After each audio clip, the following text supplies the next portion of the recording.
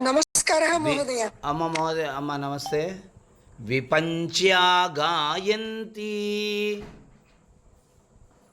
విపంచ్యా గాయంతి విపంచ్యా విపంచ్యా గాయంతి వివిధమపదానం వివిధమపదానం వివిధమపదానం పశుపతేః పశుపతేః పశుపతేః త్వయారబ్ధే వక్తుం త్వయారబ్ధే వక్తుం త్వయారబ్ధే వక్తుం చలితశిరసా సాధువచనే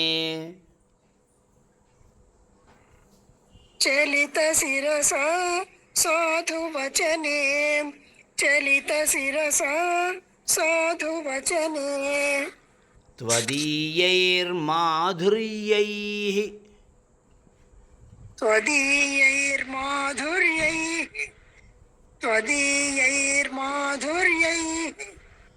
అపలపిత తంత్రీ కలరవాం అపలపిత తంత్రీ కలరవాం అపరపిత తంత్రీ కలరవాం నిజాం వీణాం వాణి నిజాం వీణాం వాణి నిజాం వీణాం వాణి నిచులయతి చోళేన నిభృతం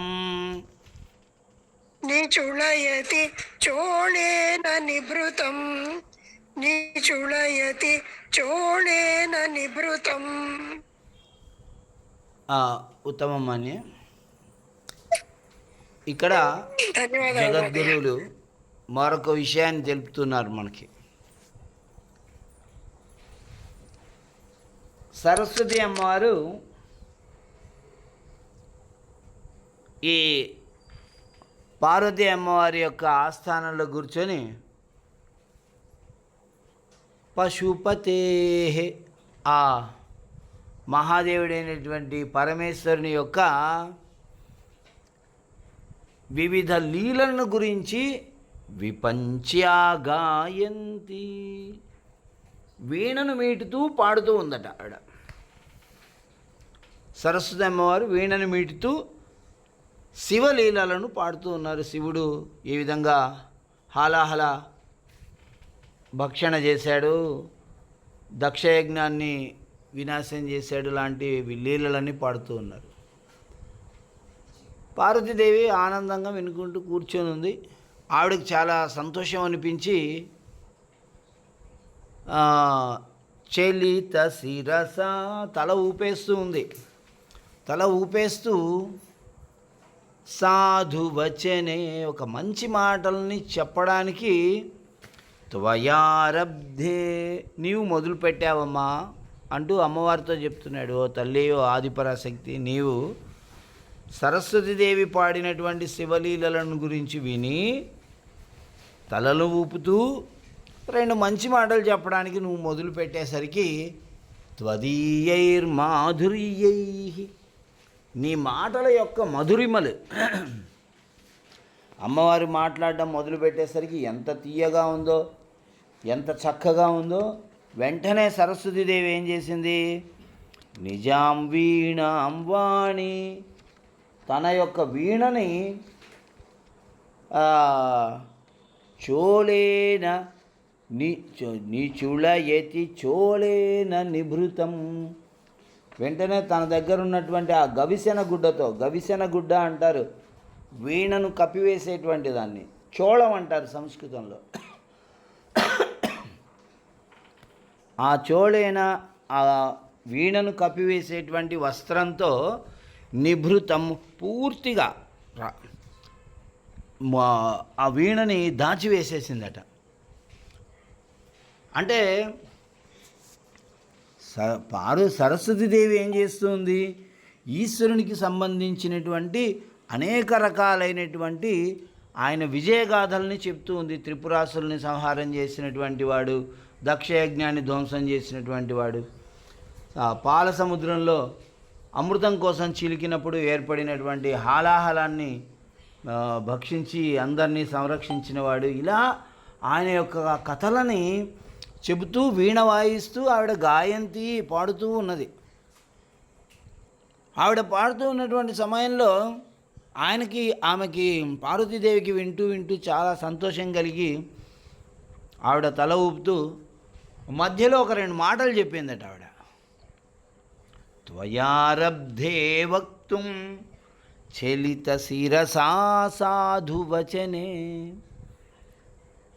నీవు ఆ తలను ఊపుతూ మంచి మాటలను చెప్పడానికి మొదలుపెట్టేసరికి ఆవిడ త్వదీయైర్మాధుర్యై, నీ మాటల యొక్క మాధుర్యాలు, అమ్మవారి యొక్క మాటల మాధుర్యాలు వినపడేసరికి ఆమెకి అనిపించింది, ఈ తంత్రీ కలరవాం, ఈ వీణావాదన ఏదైతే ఉందో ఆ వీణావాదన చేసినటువంటి తంత్రులు ఉంటాయి కదా, వాటికి ఒక అపహాస్యం చేసినట్టు అనిపించింది. అంటే అమ్మవారు మాట్లాడుతూ ఉంటే వీణ వాయిస్తే ఎంత మధురంగా ఉంటుందో అంతకంటే మధురంగా ఉంటుంది అని అర్థం. వీణ కూడా సిగ్గుపడేంత గొప్పగా అమ్మవారి పలుకులు ఉన్నాయి అని అర్థం. అప్పుడు సరస్వతీదేవి, అరే ఇప్పటి వరకు నా వీణ పలికింది చాలా గొప్పగా మధురంగా ఉన్నాయి పలుకులని అందరూ అనుకున్నారు, కానీ అమ్మవారి పలుకుల ముందు నా వీణ యొక్క తంత్రుల పలుకులు అంత గొప్పవి కాదు అని వెంటనే ఆవిడ కూడా సిగ్గుపడి తన వీణ కనపడకుండా ఉండాలని వెంటనే ఆ వస్త్రంతో గవిసిన గుడ్డతో వీణ మొత్తాన్ని కప్పేసిందట అమ్మవారు మాట్లాడడం మొదలు పెట్టగానే. అటువంటి ఒక చక్కటి అమ్మవారి యొక్క నోటి నుండి వెలువడేటువంటి ఆ పలుకులు వీణావాదన కంటే శ్రేష్టమైన మాధుర్యాన్ని కలిగి ఉంటాయి అనే సౌందర్య లహరి ఇక్కడ మనకి వినిపిస్తూ ఉన్నది స్వామివారి మాటల్లో. అయితే ఈ శ్లోకాన్ని 45 రోజులు ఎవరైతే చక్కగా రోజు 1000 సార్లు ఈ శ్లోకాన్ని చదువుతూ అమ్మవారిని పూజిస్తారో వారికి సంగీత విద్యా కౌశలం ఏర్పడుతుంది, చక్కటి సంగీత శాస్త్ర జ్ఞానం వాళ్ళకి ఏర్పడుతుంది అని ఇందులో చెప్తున్నారు. అంతేకాదు మరొక ఫలితం కూడా ఉంది, స్త్రీలకి సంపూర్ణ ఆరోగ్యం చేకూరుతుంది. స్త్రీలకు ఉండేటువంటి అనేక రకాలైనటువంటి రోగాలన్నీ పోయి వాళ్ళు చక్కగా ఆరోగ్యంగా ఉంటారు. ఈ శ్లోకాన్ని మనం చదువుకునేటువంటి ఈ సమయంలో ఈ 45 రోజుల్లో అమ్మవారికి బెల్లం పరమాన్నము తేనె నివేదన చేయాలి. అటువంటి శ్రేష్టమైన శ్లోకం ఇది. విపంచ్యా గాయంతి వివిధమపదానం పశుపతే త్వయారబ్ధే వక్తుం చలిత శిరసా సాధువచనే త్వదీయైర్మాధుర్యైః అపలపితతంత్రీ కలరవాం నిజాం వీణాం వాణి నిచులయతి చోలేన నిభృతం. సంస్కృతంలో ళ అనేటువంటి అక్షరం లేదు, తెలుగులో ఉంది, కన్నడంలో ఉంది, తమిళంలో ఉంది ళ అనే అక్షరం. కాబట్టి తెలుగులో ఉండడం వల్ల ఏం చేస్తున్నారంటే తెలుగులో సంస్కృతంలో లా ఉన్న చోటంతా లా పెట్టేస్తున్నారు. ఇప్పుడు ఇక్కడ చోళే నీ చోళ ఏతి చోళేన అని పెట్టారు, కానీ నేను అలా పలకట్టం లేదు, మీరు గుర్తించట్లేదు ఆ విషయాన్ని చాలామంది. నీ చూల ఏతి చోలేన లానే పలుకుతున్నాను నేను. ఇక్కడ ఎక్కడెక్కడ అయితే మన శ్లోకాలలో లా వచ్చిందో అక్కడంతా కూడా మనం లానే పలకాలి. లా అనే అక్షరమే సంస్కృతంలో లేదు. కాబట్టి ఈ విషయాన్ని మనం ప్రత్యేకంగా గుర్తించవలసిందిగా నేను అందరికీ తెలుపుతున్నాను. పుస్తకంలో కూడా ముద్రిస్తున్నారు. చాలామంది పండితులు కూడా అట్లాగే పలుకుతారు.